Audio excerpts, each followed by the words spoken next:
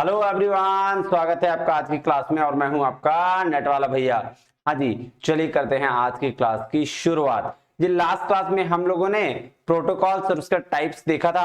आज हम लोग सर्विसेज शुरू करने वाले हैं इंटरनेट का। इंटरनेट में कौन कौन सी सर्विसेज मिलती है इंटरनेट के द्वारा।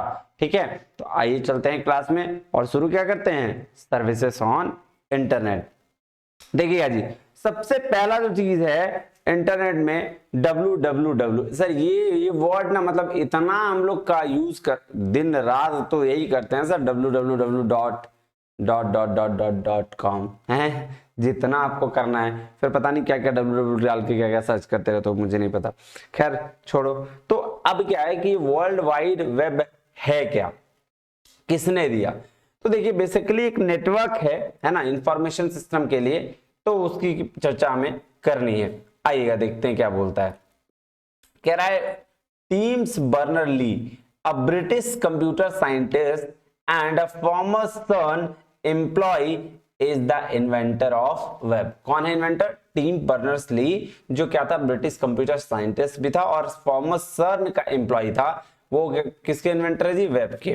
कह रहा था world wide web W3 is an information system of the interlinked hypertext document that are accessed via the internet.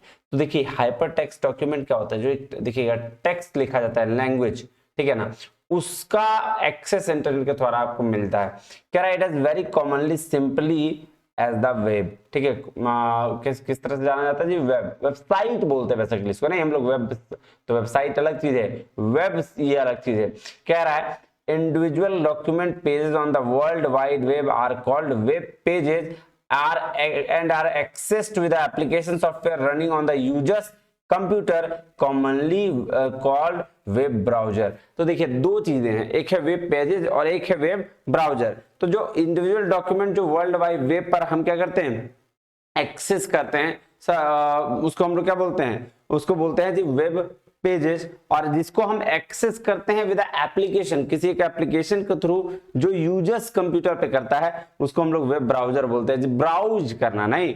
हाँ जी सर, देखेंगे ब्राउजर और सर्वर का डिफरेंस हम लोग आगे देखेंगे, ठीक है ना। हाँ जी सर, चलिए ब्राउजर और सर्च इंजन नहीं। हाँ जी सर, कह रहा वेब पेजेस में content text, images, videos, other multimedia components as well as the web navigation features consisting of hyperlink। तो क्या बोल रहा भाई साहब, वेब पेज में सब कुछ आ जाएगा। वेब का पेजेस जब ओपन करते हैं www लिख के, तो वीडियोस भी दिखता है, टेक्स्ट भी दिखता है, इमेजेस भी दिखता है और सर अदर मल्टीमीडिया कंपोनेंट्स भी दिखते हैं। कह रहा है नेक्स्ट क्या देखिएगा, अब यही है। कह रहा वर्ल्ड वाइड वेब क्या, ये वेब स्टैंडर्ड है नहीं। 2.1 कह रहा है world wide web is a part of internet that consist the internet connected computers called web. तो भाई साहब इंटरनेट कनेक्टेड कंप्यूटर्स किसको क्या होते हैं? वेब बोलते हैं। Servers that store electronic document is called web pages. अब वैसा सर्वर जो इलेक्ट्रॉनिक डॉक्यूमेंट को क्या करता है, अपने पास रखता है स्टोर करके, उसको वेब पेजेस कहा जाता है। तो इलेक्ट्रॉनिक डॉक्यूमेंट में सब कुछ आ जाएगा, चाहे इमेजेस फॉर्म में हो, वीडियो, ऑडियो, सब कुछ। वेब पेज क्या है? कह रहा web page is a specially formatted document that can contain images, text, interactive elements, hyperlinks and which links to other pages. तो ये सारी चीजें आ गया। देखो मैंने बताया था ना कि इमेज भी आएगा, टेक्स्ट भी आएगा, इंटरेक्टिव एलिमेंट्स भी आएगा, हाइपरलिंक कोई ऐसा लिंक जो कनेक्टेड कर रहा है आपको अदर पेज से, वो सारी चीजें इसमें आएगी। तो फिर क्या, website is a group of related web pages. Clear है? कह रहा website is primary page known age home page. Website का प्राइमरी पेज को क्या बोलते हैं जी? होम पेज बोलते हैं। Typically introduce the website and provide information about the sites purpose and content. Clear है बात? हाँ जी सर। अब जो आ रहा है इसको पढ़ना बहुत जरूरी है, इसको बोलते हैं यूआरएल। ठीक है, यूनिफॉर्म रिसोर्स लोकेटर। अब ये क्या है? ये पूरा का पूरा जो चीज दिख रहा है ना, ये पूरा का पूरा चीज यूआरएल है। अब इसके एक एक चीज को हम लोग डिवाइड करके आराम से पढ़ेंगे, लेकिन पहले यूआरएल का मतलब हम लोग देख लेते हैं। कह रहा है URL stand for uniform resource locator and is used to specify address on the world wide web।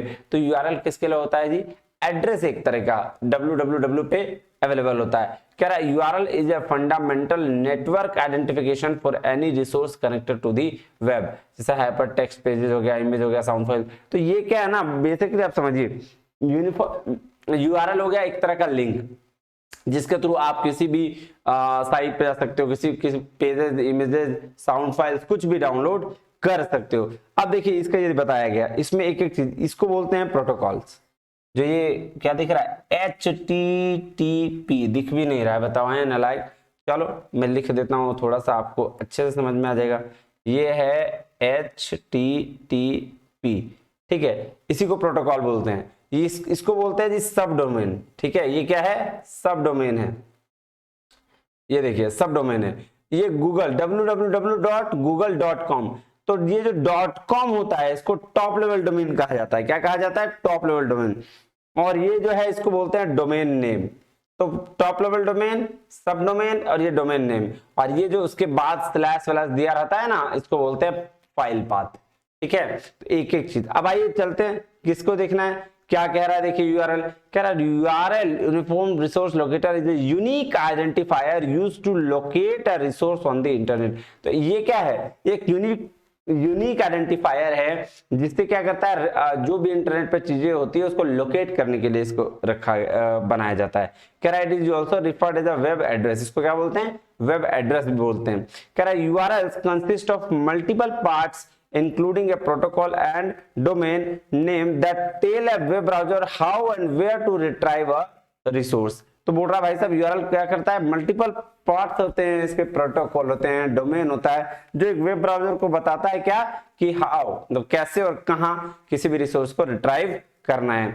कह रहा है the URL contains the name of protocol needed to access a resource as well as the resource name. तो URL में क्या होता है भाई साहब, प्रोटोकॉल भी होते हैं जो एक्सेस करने के लिए हेल्प करते हैं। अब आइए चलते हैं डोमेन नेम में, चर्चा करते हैं इसकी। देखते हो हर ऑर्गेनाइजेशन, जैसे कोई साइट पे जाना है तो www.ये.com, तो .com आ गया कॉमर्स के लिए, www.military आ गया .military, ऐसे करके आ जाता है। तो ये क्या है सर, जो .com ये वगैरह है ना, उसको हम लोग बोलते हैं डोमेन नेम। देख लो यहीं पे आपको एग्जाम्पल दिया गया, देख लीजिए। ये देखिए ये इसको स्कीम या प्रोटोकॉल भी बोलते हैं, क्या बोलते हैं जी, प्रोटोकॉल, ठीक है। ये देखो www सब डोमेन हो गया, ये example.com मतलब ये सेकंड लेवल डोमेन हो गया, और ये .com ये टॉप लेवल डोमेन हो गया। इसको डायरेक्टरी बोलते हैं, और यहां से यहां तक सारा चीज को बोलते हैं पाथ। ये जो पार्ट है इसको फाइल नेम बोलते हैं, और ये पैरामीटर कहलाता है। तो एक एक चीज इसमें डिटेल में दी गई है। तो क्या कह रहा है डोमेन नेम, आइए देखते हैं क्या कह रहा है। Domain name is the name the users will use type into Google, ठीक है। तो भाई साहब डोमेन नेम ऐसा है जहां आप गूगल में सर्च करेंगे तो वह सारी चीजें आपको मिल जाएगी into Google along with the TLD specification. Sir TLD मतलब टॉप लेवल डोमेन, टीएलडी मतलब टॉप लेवल डोमेन का स्पेसिफिकेशन के साथ अगर आप डालेंगे गूगल में तो वो चीजें मिल जाएगी। To find your website online, तो ऑनलाइन आपको वेबसाइट फाइंड आउट करने के लिए ये काम करना पड़ेगा। कह रहा for example when you type safaridigital.com.au you will land on this website. अगर आप ये टाइप करेंगे तो आप इसी वेबसाइट पे चले जाएंगे। कह रहा that is our domain name just like a physical address, एक फिजिकल एड्रेस की तरह ये भी एक एड्रेस है जहां आप इसको टाइप करेंगे और वहां पहुंच जाएंगे। कह रहा our domain name is the place where you can find us online, तो ऑनलाइन आप फाइंड आउट कर सकते हैं। देखिए डोमेन नेम में क्या क्या गया, इसको एक्सटेंशन नहीं बोलते। .com कमर्शियल के लिए होता है, थोड़ा बड़ा कर दे रहा हूं।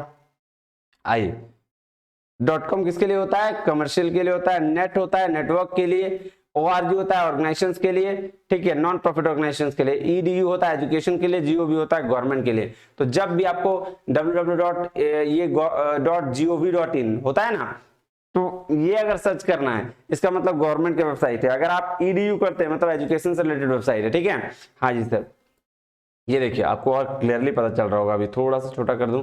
हाँ जी, तो ये .com कमर्शियल है बिजनेस पर्पस के लिए, EDU एजुकेशन है यूनिवर्सिटीज के लिए, .gov है गवर्नमेंट है, US federal government agencies, INT international के लिए है, organization established on international treaties, MIL.military के लिए US मिलिट्री, .net होता है नेटवर्क के लिए, नेटवर्क प्रोवाइडर्स एडमिनिस्ट्रेशन कंप्यूटर के लिए, और .org है ऑर्गेनाइजेशन के लिए जो नॉन प्रॉफिट ऑर्गेनाइजेशन है और मिसलेनियस ऑर्गेनाइजेशन है।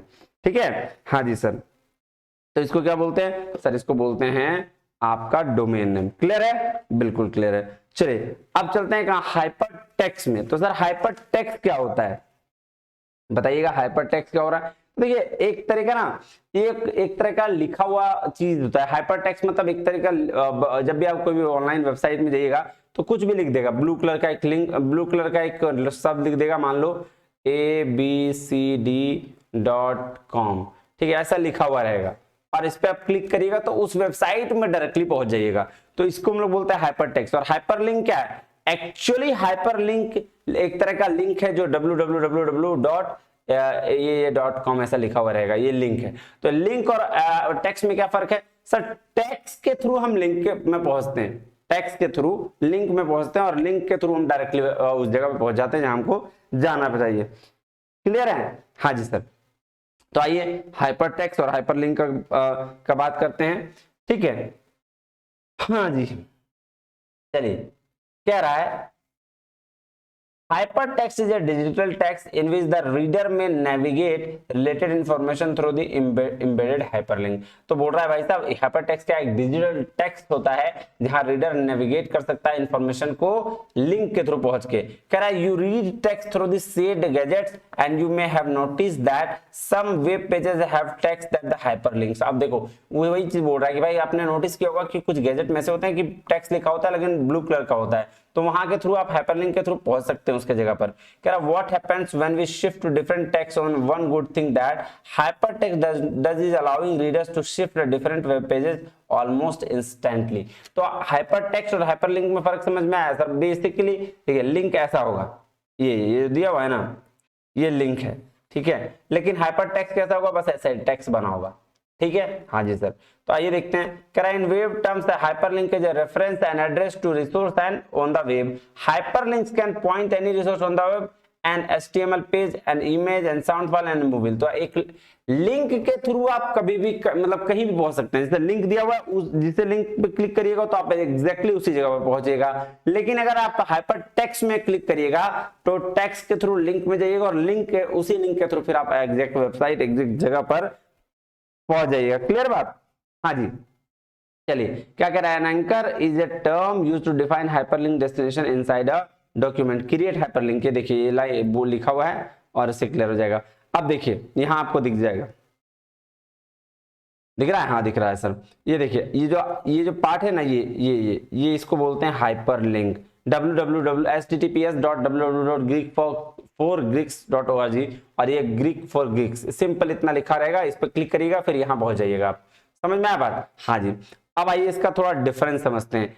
हाइपर टेक्स्ट क्या कह रहा है? It is simply text that directs user to a link. तो सिंपली क्या है? टेक्स्ट है जो डायरेक्ट यूजर को लिंक तक ले जाता है। और कह रहा है it is a URL that hyper text direct to you to. तो मतलब बोल रहा है भाई साहब ये URL है जिसके थ्रू आप डायरेक्टली कहां साइट तक पहुंच सकते हैं। नेक्स्ट कह रहा है it refers to keyword that are usually represented with a blue type and displays info in the subject of interest when clicked और हैव अपॉन। तो देखिए हाइपर टेक्स्ट क्या होगा? ब्लू कलर का दिया हुआ रहता है, क्या ऐसा लिखा हुआ रहेगा और उसी में आप क्लिक करिएगा तो फिर URL तक पहुंच जाइएगा। That is hyperlink. कह रहा है it is a reference of hyper text document that directs you to some other part of the same document to different document all together. तो सिंपल सी बात है। कह रहा है it contains only text, it contains all type of media, pictures, सब कुछ। Hyper text is associated with keywords. देखो हाइपर टेक्स्ट कीवर्ड के द्वारा एसोसिएटेड होता है और hyper link is associated with the anchor and text. ठीक है, हाँ जी। अब है हाइपर टेक्स्ट मार्कअप लैंग्वेज। तो HTML क्या है? तो HTML एक तरह का लैंग्वेज, वेब पेज को क्रिएट करने के लिए लैंग्वेज जो है ना वो है। कह रहा है HTML इज यूज्ड टू एक minute, HTML is used to create the web documents including text, image, formatting and hyperlink to other documents. HTML document consists of text and markup tags which are used to define the structure, appearance and function of information। तो देखिए web page को create करने के लिए या website create करने के लिए हम HTML का यूज करते हैं। कह रहा web page are created using hypertext markup language. देखिए आ गया, which is authoring language used to create documents for the world wide web। है ना। हाँ जी, कह रहा है HTML uses a set of special instruction called tag. अब देखिए HTML यूज क्या करता है, कुछ स्पेशल इंस्ट्रक्शंस को फॉलो करता है, कुछ स्पेशल इंस्ट्रक्शंस के सेट को फॉलो करता है जिसको हम लोग टैग बोलते हैं, और markup to define the structure, और किसको मार्कअप स्ट्रक्चर को डिफाइन करने के लिए मार्क देता है, and layout of the web document and specify how the page is displayed in a browser. और इस बेसिस पर आपको पता चल पाएगा कि आपका ब्राउजर कैसा दिखने वाला है। कह रहा है HTML is a platform, meaning you can create or code an HTML file on the one type of computer, then use a browser another type of computer to view file as web page. तो simple है, HTML का एक platform है, independent platform है, जहां पे आप web page को क्रिएट कर सकते हो, कोडिंग कर सकते हो, है ना, फाइल बना सकते हो, है ना, ये सारा, और देन उसको यूज कर सकते हो ब्राउज करने के लिए। क्लियर है? हाँ जी सर, सिंपल बात है। अब आ जा रहा वेब ब्राउजर, और एक क्या है जी, वेब ब्राउजर के साथ सर्च इंजन। दो चीजें हैं, इसको बड़ा ध्यान से समझिएगा। वेब ब्राउजर क्या होता है, जहां हम ब्राउज करते हैं, जिस एप्लीकेशन के थ्रू जाके वहां पे सर्च करते हैं, एप्लीकेशन के थ्रू जाते हैं और उसमें सर्च देते हैं, तो वो हो गया क्या, ब्राउजर। लेकिन जिसके थ्रू हम क्या करते हैं, सर्च करते हैं, उसको सर्च इंजन बोलते हैं। जैसे एग्जांपल सर, गूगल क्रोम के थ्रू हम जाते हैं, क्रोम के थ्रू हम जाते हैं किसमें, गूगल में, और गूगल में जाके हम सर्च करते हैं, तो Google is a search engine और Chrome is a web browser. तो जहां जाके हम ब्राउजिंग करेंगे वो ब्राउजर, और जहां उस ब्राउजर के थ्रू जिसके अंदर जाके हम सर्च करेंगे उसको हम लोग बोलेंगे क्या, आपका सर्च इंजन।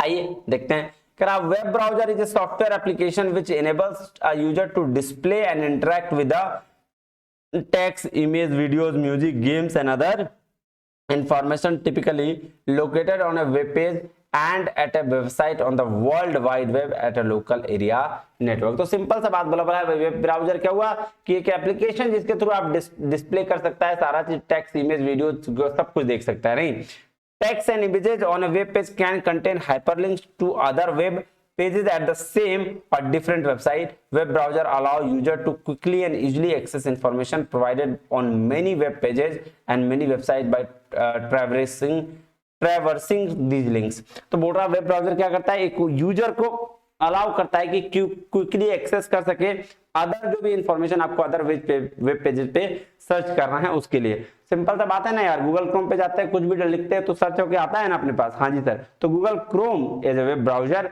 और सर्च इंजन क्या, उसके अंदर जो गूगल निकलता है। कह रहा है web browser is a format HTML information for display so the appearance of which page may differ between browsers.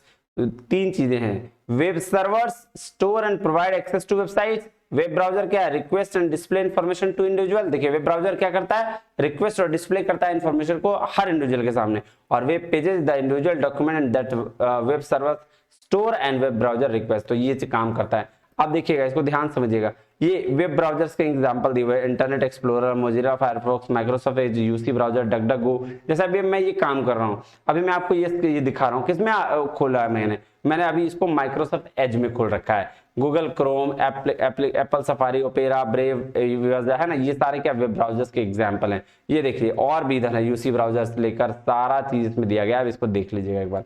उसके बाद क्या है, सर्च इंजन। तो सर्च इंजन क्या है, जिसके थ्रू हम जाके सर्च करते हैं, उसमें गए और डायरेक्टली डाला www.com है, फिर वहां से मिल गया हमको। देखिए यही है ना, A web search engine, क्या लिखा है, web search engine is a tool design to search information on the world wide web. जो इंफॉर्मेशन को सर्च करने के लिए हम इसका यूज करते हैं। कह रहा है search results are usually presented in a list and are commonly called hits.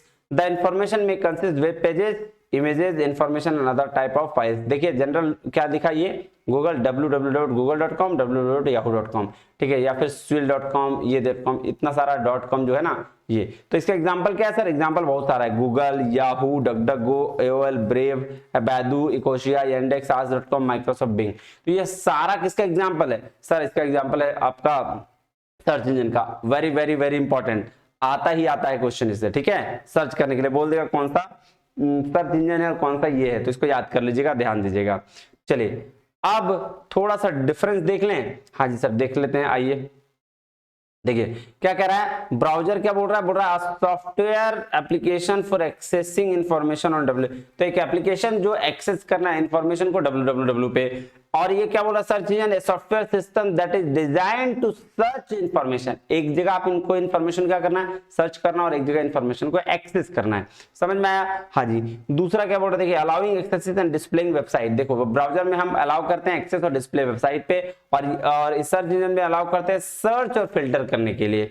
तीसरा है locating and installing user device, ठीक है, तो आपके डिवाइस पे ये इंस्टॉल करना पड़ता है सॉफ्टवेयर, क्या है software system that runs on www, तो आपको सर्च इंजन को किसी में इंस्टॉल करने की जरूरत नहीं है, ठीक है। कह रहा no database is required in web browser, it contains only cache memory and store cookies, ठीक है, तो इसमें कोई डेटाबेस की जरूरत नहीं होती, कैश मेमोरी और स्टोर कुकीज को ये रिकॉर्ड करता है, अपने पास रखता है। Search engine contains its own database, तो सर्च इंजन के पास अपना बहुत बड़ा डेटाबेस है, गूगल भाई साहब क्या नहीं है वहां पे, तो एग्जांपल दे दिया है Mozilla Firefox, Netscape, Google Chrome है ना, और इसका एग्जांपल दिया Google, Yahoo, Bing, Baidu and Internet Explorer, ये देख लीजिए सेम है, software application and software system search करने के लिए एक्सेस करता है, ये फिल्टर करता है, इंस्टॉल है, कोई इंस्टॉलेशन नहीं, इसका एग्जांपल यहाँ दिया हुआ है, इसका एग्जांपल भी यहाँ दिया हुआ है।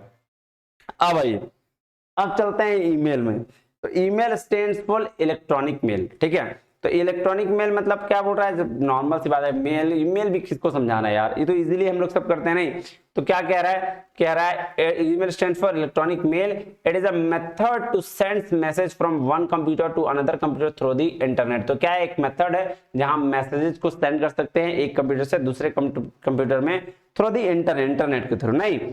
हाँ जी सर, कह रहा है it is mostly used in business, education, technical communication, document interaction, तो ये सारा इन सारी चीजों में इसका यूज होता है, अक्सर हम लाइफ में अभी ईमेल्स का बहुत बड़ा रोल हो गया है। हाँ जी सर, कह रहा है it allows communicating with the people all over the world without bothering them, कह रहा है 1971 a test email sent Ray Tomlinson to the himself contact containing text, तो पहला भाई साहब मेल किसने दिया था, ये रे टॉमिल्सन भाई साहब ने 1971 में दिया था ईमेल, और यही इसके जनक है जाते हैं, क्लियर है कि नहीं। हाँ जी सर, कह रहा है it is the information sent electronically between two or more people over a network, it involves sender and receivers, ये क्या करता है, सेंडर और रिसीवर्स को इन्वॉल्व करता है। कह रहा है हिस्ट्री ऑफ ईमेल, क्या था हिस्ट्री, तो कह रहा था age of email services is older than ARPANET, ARPANET से पहले था, and the internet, the early emails were sent to the same computer, email services started in 1971 by Ray Tomlinson, किसने द्वारा स्टार्ट हुआ, रे टॉमिल्सन के द्वारा। He first developed the system send mail between user on different hosts across the ARPANET using @sign with the destination server was recognized as email, तो इसी वजह से टॉमिल्सन साहब ने क्या किया, एक डेवलप किया सिस्टम, जिसमें क्या किया उसने यूजर्स को मैसेज भेजना शुरू किया ARPANET के आसपास में। ARPANET क्या था, advance research project agency network, और कैसे यूजर एट द साइन करके, तो और यही डेस्टिनेशन सर्वर में जब पहुंच गया तो इसको लोगों ने पहचाना और इसका नाम क्या पड़ गया सर, पड़ गया जी ईमेल। कह रहा है नेक्स्ट, अब एलिमेंट्स ऑफ ईमेल, चलिए एलिमेंट्स ऑफ ईमेल पढ़ाने से मैंने पहले आपको टॉप 5 चीजें पढ़ाता हूं जो आपका इसी का है, ठीक है ना, 1 मिनट रुक जाइएगा, ठीक है। हाँ जी चलिए, एलिमेंट्स ऑफ ईमेल, आइए ये 5 चीजें आप देखिएगा, क्या है जी,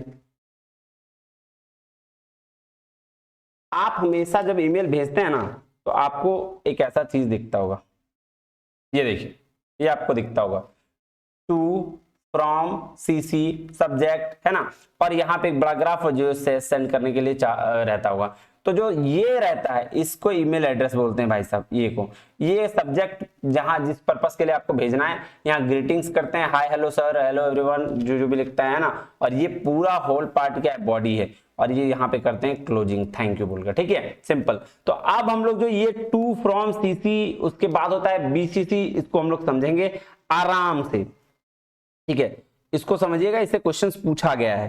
तो एक रहता है टू, 1 मिनट रुकिएगा,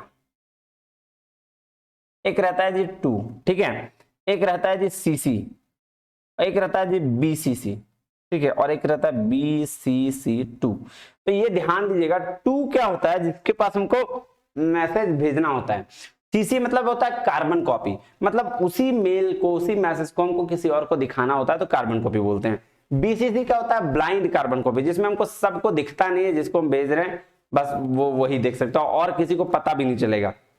और BCC to blind carbon copy का दूसरा पार्ट है। एक बात आप ध्यान रखिएगा, जब भी आप टू करके मेल करिएगा तो सीसी तक तो पहुंचेगा, कार्बन कॉपी तक चल जाएगा, लेकिन ये टू वाला कभी भी बीसीसी तक नहीं पहुंच पाएगा, कभी नहीं, ब्लाइंड कार्बन को भी पता भी नहीं चलेगा, ठीक है। उसी तरह से सीसी जो है वो टू का मैसेज आराम से देख पाएगा, लेकिन सीसी जो है बीसीसी का मैसेज नहीं देख पाएगा। क्लियर है, यही चीज यहां याद रखिएगा कि जो बीसीसी है वो टू का तो इजीली देख लेगा, ठीक है, सीसी का भी इजीली देख लेगा, लेकिन ये बीसीसी टू का नहीं देख पाएगा। क्या मतलब सर, क्या समझ में आया? सिंपल सा बात है, टू में हम भेजते हैं मेल, टू करके भेज देंगे किसी को, तो कार्बन को पहले सीधी सी बात है कार्बन कॉपी करके भेजेंगे। टू भेजना मतलब कार्बन कॉपी, मतलब किसी और को आप दिखाना चाह रहे हैं वो मेल, ठीक है। उसके बाद एक और है ब्लाइंड कार्बन कॉपी, तो जब टू करके सीसी करके भेजेंगे तो वो तो सबको पता चल जाएगा, लेकिन टू करके अगर बीसीसी करके भेजेंगे तो वो मैसेज किसी को दिखेगा ही नहीं, पता ही नहीं चलेगा, ब्लाइंड हो जाएगा। उसी तरीके से सीसी अगर कार्बन कॉपी वाला भी टू को वाला मैसेज रिप्लाई करेगा तो ये बात पता उसको चल जाएगा, लेकिन बीसीसी को करेगा तो पता नहीं चलेगा, ठीक है। ये बात ध्यान रखिएगा, इससे क्वेश्चन पूछा गया है। चलिए बस इतना ही था, इससे ज्यादा दिमाग नहीं लगाने का। अब है यहां ये क्या कह रहा है, कह रहा है when you think of an email message you might think of the person you are sending it to and what you are going to say. तो बोल रहा है अगर आप ईमेल मैसेज भेजने की सोच भी रहे हैं तो सबसे पहले क्या सोचेंगे कि इस किसको भेजना है, ठीक है, और कौन भेज रहा है, ये दो चीज सोचना पड़ता है। हाँ जी सर, अब क्या कह रहा है, however an effective email has many more elements than these few. बोल रहा है इफेक्टिव ईमेल के लिए बहुत सारे एलिमेंट होते हैं, ठीक है। Double check these part of before sending your next email. अगर बोलता है भाई साहब दोबारा चेक कर लीजिएगा जब आप ईमेल को भेजिएगा। सबसे पहला होता है सब्जेक्ट लाइन। सब्जेक्ट लाइन बोल रहा है what is email about, email क्यों किया है आपने, तो वो मेन सब्जेक्ट से आपको चेक करना है। कह रहा है ये good subject line summarizes the email and makes it sound important enough for the reader to open. तो सब्जेक्ट में आपको इंपॉर्टेंट पार्ट लिख के भेज देना कि मेरा मेन पर्पस क्या है, वो वहां लिखना है। कह रहा subject lines like hello meeting are the vague make it difficult to know what the email will be about. तो सब्जेक्ट में हाय हेलो नहीं लिखिएगा, वहां पे आपको मेन पर्पस डिफाइन करना है जिससे पढ़ने वाला तुरंत जान जाए कि भाई ये किसके रिगार्डिंग लिखा गया और तुरंत इसको पढ़ ले। दूसरा है सेंडर। सेंडर में बोला the email address of the person who sent the message appears here. तो सेंडर में क्या होगा, जहां जो मैसेज भेजा वो आपको वहां अपीयर दिखेगा। तो वहां पे the most email services reply the person display the person before their email address to make it easier identify them।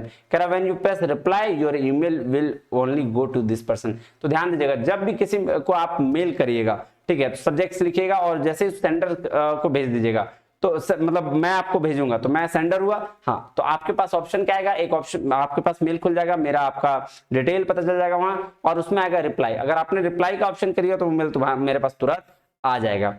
अब थर्ड है रिसिपेंट। रिसिपेंट क्या होता है कि भाई साहब किसको आप मेल भेजना चाह रहे हो। देखिए कह रहा है if you are receiving the message your email address probably won't appear here, यहां अपीयर नहीं होगा, instead you might see wording like to me. Message recipient might also include the email address in this section. अब देखिए ये किस, जैसे आपका एक मेल आईडी है उसका भी एक आईडी होगा, उस आईडी पे आप भेजना है तो आपको यहां लिखना पड़ेगा।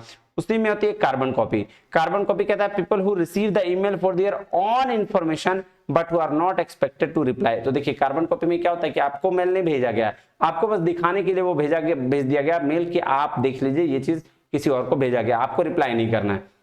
कह रहा है when you press reply all all of this address, हाँ, अगर आपने फिर सेंडर ने अगर ये बोल दिया कि भाई आप रिप्लाई करो सभी को, देन आपको रिप्लाई करना है। और ब्लाइंड का कार्बन कॉपी का मतलब होता है भाई साहब आपको तो भेजना ही मतलब देखना ही नहीं। कहता है people who receive the email but are not listed as a recipient. तो ये ब्लाइंड कार्बन कॉपी का मतलब क्या कि आपको भेजा गया जरूर है लेकिन आपको रिसिपिएंट के तौर पर नहीं भेजा गया है। Sender use BCC section if they don't want recipients to know who else has received the email। अब देखो ये तब होता है जब आपको पता करना होता है कि भाई मतलब पता करना नहीं, आपको ये बताना होता है कि भाई कौन रिसीव मेल भेजा है ये पता नहीं चल पाया, ठीक है। इसलिए बोला sender use BCC section if they don't want recipients to know who else has received the email, ठीक है, कौन रिसीव किया है ईमेल ये आपको नहीं पता करना होता है। जैसे सिंपल सा बात समझिए, आप मेल भेज रहे हो, किसी एक पर्टिकुलर इंसान को और आपको कोई बीसीसी में रख दिया है, तो आप हम किसको मेल भेजे हैं ये बात आपको पता नहीं चलेगा, बस आपको ये पता चलेगा कि मेल गया है। क्लियर है? हाँ जी सर। कह रहा they do not receive reply all responses, और ये रिप्लाई के लिए नहीं देखेंगे। ठीक है, उसी तरह से सॉल्यूशन होता है email salutation, email body, main body और क्लोजिंग, ये होती है, इससे उनमें कुछ नहीं, ये बेसिक चीज है। और सिग्नेचर लास्ट में होता है, और अटैचमेंट जो आपको फाइल अटैच करना है। यहाँ देखिए इस फिगर में आपको बहुत अच्छे से समझाते हैं, कुछ है नहीं इसमें, दिमाग लगाने की जरूरत नहीं है। ये देखिए subject line notes yesterday meeting का, फिर देखिए ये सेंडर है, सेंडर को भेजना है तो ये आप इस तरीके से भेजिए, ये मैं हूं। ठीक है, फिर क्या है कैरी, सीसी किसको भेजना है वो, फिर यहाँ पे सैल्यूटेशन, मतलब सैल्यूटेशन बोलते हैं सैल्यूट वाला है ना, गुड मॉर्निंग गुड इवनिंग वो वाला। फिर ईमेल का मेन बॉडी यहाँ थैंक्स कीजिए और फिर सिग्नेचर करके अपना भेज दीजिए। और यहाँ जो फाइल आपको अटैच करना है, इससे अटैचमेंट ये से अटैच करके फिर इसको सेंड बटन पे क्लिक करके भेज दीजिए। सिंपल है, इतना तो बच्चा भी जानता है यार, अब इसमें मुझे नहीं बताना कुछ। ये देखिए, और ये चीज तो मैंने आपको बता रखा है ऑलरेडी, तो इसमें कोई दिक्कत नहीं होनी चाहिए। ठीक है जी, तो आज के लिए इतना ही, मिलते हैं अगले क्लास में, नेटवर्किंग पढ़ेंगे हम लोग। ठीक है, और उसके साथ आज की क्लास की करते हैं अलविदा। तब तक के लिए बहुत बहुत धन्यवाद, थैंक यू वेरी मच, जय हिंद।